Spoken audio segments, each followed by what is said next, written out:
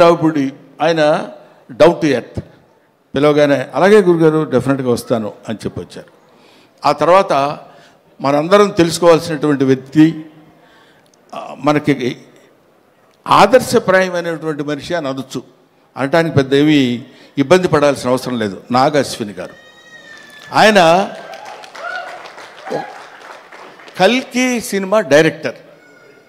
మామూలుగా ఒక cinema direction చేస్తేనే అసలు డోర్ దగ్గరే కారు ఒకటి తీస్తాడు, అది తీసి ఫ్యామిలీ అనుకుంటూ వచ్చే రోజుల్లో ఒక సినిమాలో కామెడీ క్యారెక్టర్ ఏదో చేస్తే అద్భుతంగా పండిపోతే నా అంత టోళ్ళు లేడు అనుకునే రోజుల్లో ఆయనకు ఒక కారు ఉంటుంది. అది ఎవరి కోసమో వాళ్ళందరినీ మెప్పించడం కోసం పెట్టే కారు కాదు.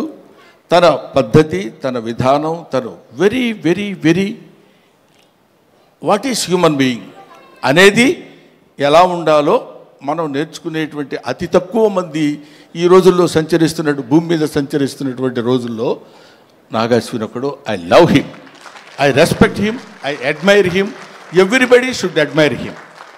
ఇవాళ మనం మాట్లాడుకుంటూ చెప్పే విషయం అయిపోయారు.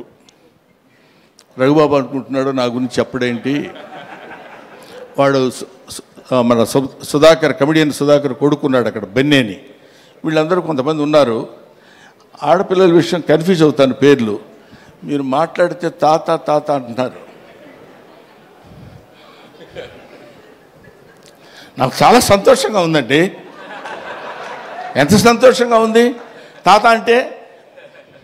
అసలు మరీ ఈ అమ్మాయి అయితే రావడం తాత అనుకుంటూ వస్తుంది సెట్లోకి. అంత మరీ వినపడేటి అరవక్కర్లేదులేమ్మా, తాత అనే క్యారెక్టర్ తెలుసు కదా, దానికి ఎందుకు దాని గురించి అని. సరే, ఆడపిల్లలు వాళ్ళ మేరకు అందరి చేత అద్భుతంగా నటింపజేయించినటువంటి దర్శకుడికి, వాళ్ళకి అవకాశాన్ని కల్పించినటువంటి ప్రొడ్యూసర్ గారికి, అందరికీ నా హృదయపూర్వకమైన నమస్కారాలు తెలియజేసుకుంటూ, ఎవరినైనా మర్చిపోయి ఉంటే